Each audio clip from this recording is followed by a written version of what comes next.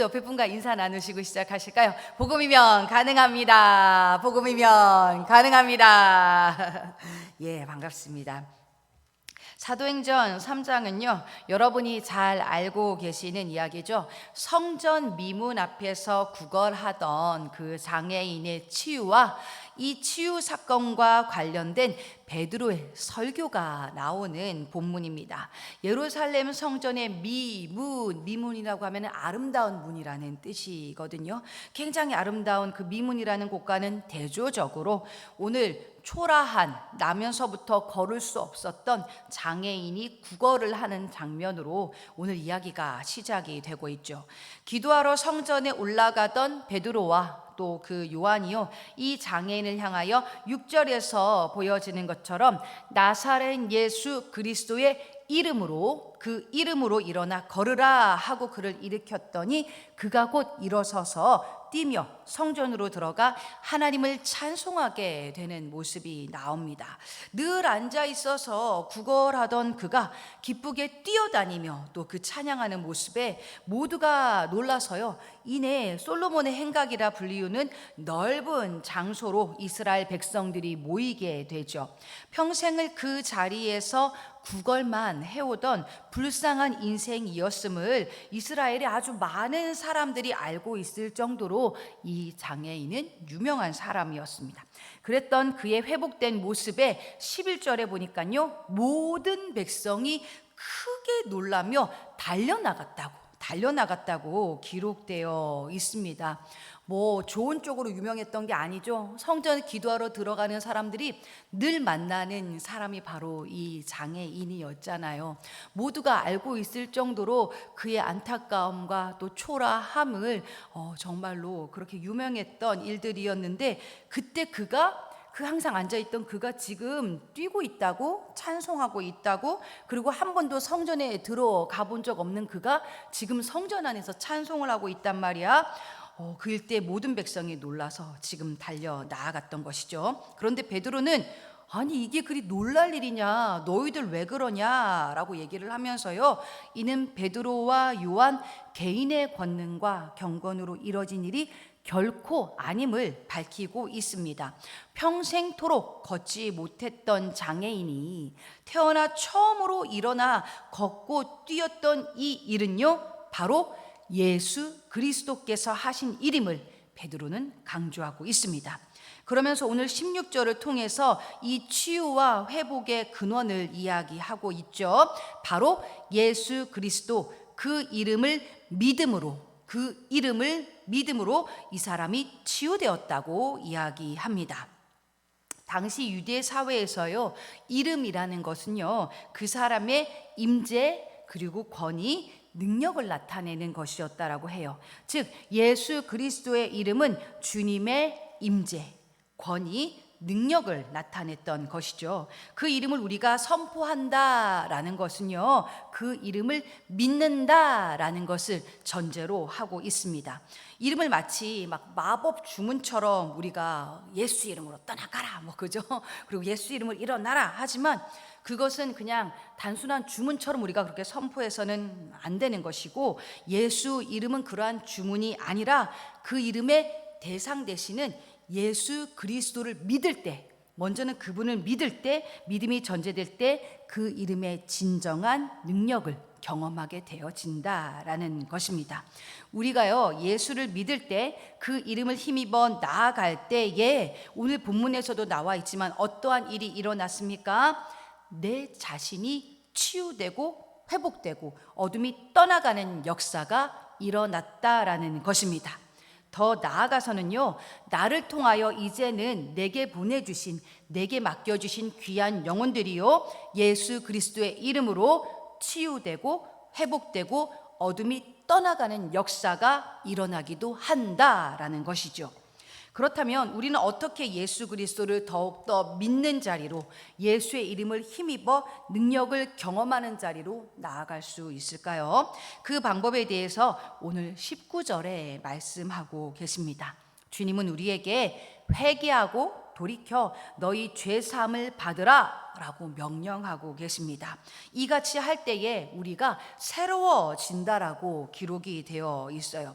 여기에 등장하는 회개, 이 회개라는 단어는요, 헬라어 원어로 메타노이아라는 단어입니다. 이것은 즉 마음을 바꾸다, 생각과 삶의 방향을 획 하고 완전히 반대 방향으로 돌이키다라는 뜻입니다. 즉 죄를 향해 달려가던 나의 발걸음이요, 이제는 방향을 휙 하고 돌려서 하나님을 향해서 나아가는 그 결단을 이야기하는 것이죠. 우리가 정말로 회개했다면 습관적으로 지었던 그 모든 죄악을 온전히 다 끊어버리고 완전히 끊어버리는 거예요. 그냥 대충 타협하는 게 아니라 진짜 끊어내는 결단 가운데에 삶의 방향 자체가 바뀌어 버려야 한다라는 것입니다. 방향을 바꿀 뿐만 아니라 이제는 우리가 누구를 향해서 나아가는 것이죠? 바로 맞습니다. 하나님을 향해 나아가야 한다라는 것이죠. 우리가 근데 교회 안에서 회개하라는 말을 굉장히 자주 듣지 않습니까? 매일 듣고 계시잖아요. 그래서 늘 교회 오시는 분들은 어때요? 아이고 또 그 소리야. 맨날 회개하래요. 나한테 도대체 무슨 죄가 그렇게 많습니까? 뭘 또 회개하라는 거예요? 그런데요, 묵상을 해보니까 그 생각 자체가 뭘 또 회개하라는 거야? 나한테 또 무슨 죄가 있어? 이 생각 자체가 이미 어때요? 내 삶의 주인이 하나님이 아니라 나더라고요. 내가 판단하고 있잖아요. 나 다 했는데 이제 완벽한 나에게 무슨 죄가 있겠어? 중심이 지금 누구예요? 내가 스스로 나를 판단하고 있다라는 거예요. 내 안에 회개할 죄가 무엇인지에 대해서는요, 나보다 성령님께서 더 잘 알고 계십니다. 사람은 결코요, 자신의 모습을 올바르게 직면할 수가 없어요. 여러분, 참으로 신기하죠? 내가 그렇게 깨닫고 나아가고 은혜를 구하며 겸손해졌다라고 착각이죠, 착각. 그러지는 않았나 하지만 여전히 어때요? 우리 안에는 내가 옳다라고 생각해요. 그 이유가 뭘까요, 여러분? 그렇게 볼 수 있는 근거가 뭐예요? 나도 모르게 쉽게 누군가를 판단하고 있잖아요. 내가 기준이 되어서 나도 모르게 하나님의 자리에 가서 상황과 사람을 참 쉽게 판단하는 모습 뿐만 아니라 어때요? 누군가가 나를 향해서 죄를 지적하고 피드백을 했을 때에 아멘 하고 받아들이기보다는 우리 먼저 첫 번째로 어떤 생각이 듭니까? 나한테 불편하죠. 그죠? 감히 나한테? 라고요. 나도 모르게 그것을 받아들이기보다는 또다시 내가 중심되어져서 상대방을 향해 불편해하는 그런 내 자신을 발견할 수가 있습니다. 사람은요, 늘 내 스스로는 완벽하다라고 착각하며 살아갑니다. 이것이 인간이 가지고 있는 그냥 인간 자체의 죄된 구조예요. 그러나 성령께서 찾아오시게 되고 날 제대로 직면하게 되면은 어때요? 또다시 내가 여전히 내 삶의 중심이 되어버렸구나. 나도 모르게 또다시 교만의 자리로 갔구나. 작은 말씀조차 순종할 수 없고 어느 순간 또다시 핑계대면서 죄의 자리로 돌아가게 되어지는 것이 바로 우리입니다. 그래서요, 인간의 특기가 제가 봤을 때는 불순종과 교만함이 우리의 특기이자 일상인 것 같아요. 바로 내가요. 바로 제가요. 그래서요, 우리는요, 주님이 없으면 아무것도 할 수가 없습니다. 그냥 건들면 죄부터 나오더라고요. 이런 나를 직면하여 보고 더 이상 이렇게 살기 싫다고 결단하고 방향을 휙 틀어서 오늘도 주님 십자가 바라보면서 나아가는 거예요. 주님, 이게 나예요. 건들면 막 판단하고 정죄하고 이거부터 나와요. 제가 이렇게 곰곰이 생각해 봤거든요. 그나마 교회에 오면은 십자가라도 보여서 혹은 찬양하고 예배할 수 있는 이 공동체 가운데에서 그나마 덜 할지는 모르겠으나 길을 나가는 그 순간부터 우리는 끊임없이 죄된 구조로 살아갈 수밖에 없더라고요. 왜 저런 눈빛으로 나를 봐? 저 사람은 왜 나한테 저렇게 또 짜증을 내? 그러면서 계속해서 또 그 가운데에 불안하고 걱정하고 하나님을 바라보지 못하고 세상과 여지없이 순간적으로 타협하는 내 모습, 정말 성령께서 역사하지 않으면은 저는 1분 안에서도 수많은 죄를 저지를 수 있는 존재더라고요. 그냥 누군가를 만나는 그 만남 앞에서도요, 나도 모르는 순간에 순간순간 죄를 지을 수 있는 것이 나더라고요. 내가 뭔가 나쁜 행동을 해서가 아니라 이미 우리의 사고의 틀 자체가 그래요. 그래서요, 여러분, 우리가 이제는 회개의 자리로 나아가면 나아갈수록 어떻게 되어집니까? 이제는 반대 방향으로 하나님하고 더욱더 가까워지잖아요. 하나님하고 가까워질수록 이제는요, 내 안의 죄에 대해서 민감해지는 것입니다. 내가 옳은 줄 알고, 내가 항상 바른 줄 알고 나를 직면하지 못했던 그러한 내가요, 하나님하고 가까워지면 가까워질수록 나를 발견하게 되어지는 거예요. 와, 소망 없다. 야, 나 진짜 딱지 죄악으로 지금 물들어져 있구나. 이같이 회개하며 나아갈 때요, 우리는 그 이름의 권세로 19절의 표현처럼 새롭게 되는 날을 맞이하게 됩니다. 새롭게 된다. 이것은요, 평생토록 걷지 못했던 장애인이 이제는 회복되어 걷고 뛰고 춤도 출 수 있게 된 그런 놀라운 상태를 뜻하는 것입니다. 평생 구걸만 했던 그의 인생이 이제는 가고 싶은 곳도 가보고 정말로 꿈도 꿔볼 수 있는 그러한 완전히 새로운 상태가 되어진 것이죠.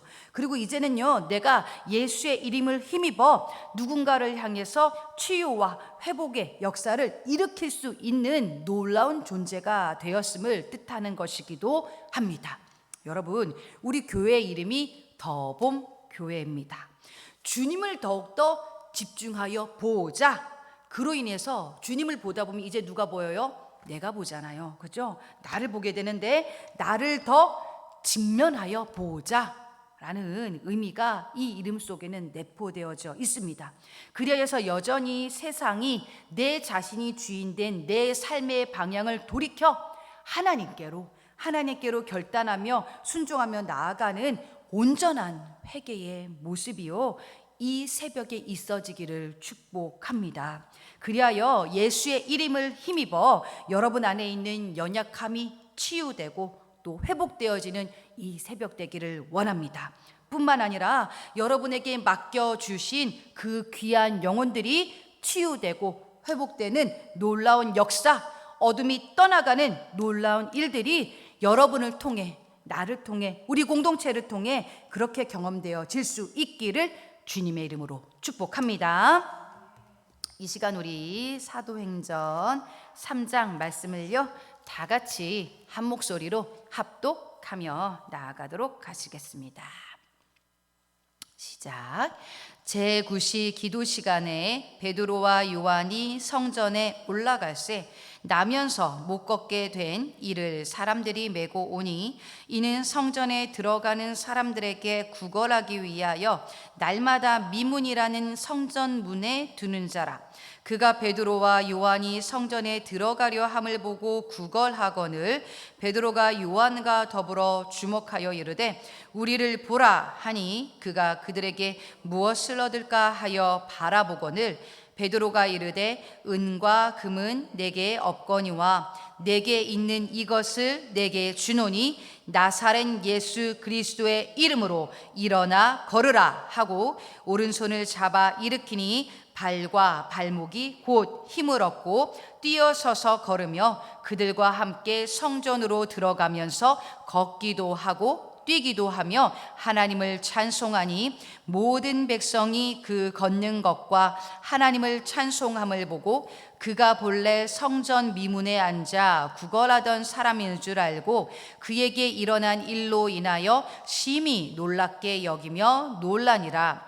나은 사람이 베드로와 요한을 붙잡으니 모든 백성이 크게 놀라며 달려나아가 솔로몬의 행각이라 불리우는 행각에 모이거늘 베드로가 이것을 보고 백성에게 말하되 이스라엘 사람들아 이 일을 왜 놀랍게 여기느냐 우리 개인의 권능과 경건으로 이 사람을 걷게 한 것처럼 왜 우리를 주목하느냐 아브라함과 이삭과 야곱의 하나님 곧 우리 조상의 하나님이 그의 종 예수를 영화롭게 하셨느니라.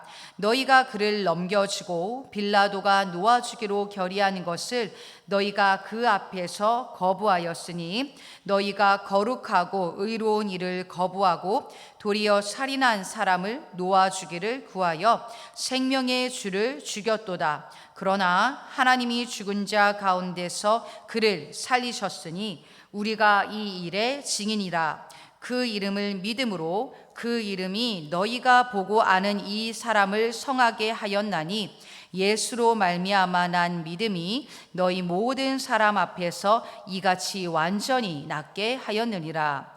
형제들아, 너희가 알지 못하여서 그리하였으면 너희 관리들도 그리한 줄 아노라. 그러나 하나님이 모든 선지자의 입을 통하여 자기의 그리스도께서 고난받으실 일을 미리 알게 하신 것을 이와 같이 이루셨느니라. 그러므로 너희가 회개하고 돌이켜 너희 죄 없이 함을 받으라. 이같이 하면 새롭게 되는 날이 주 앞으로부터 이를 것이요 또 주께서 너희를 위하여 예정하신 그리스도 곧 예수를 보내시리니 하나님이 영원 전부터 거룩한 선지자들의 입을 통하여 말씀하신 바 만물을 회복하실 때까지는 하늘이 마땅히 그를 받아 두리라. 모세가 말하되 주 하나님이 너희를 위하여 너희 형제 가운데서 나 같은 선지자 하나를 세울 것이니 너희가 무엇이든지 그의 모든 말을 들을 것이라.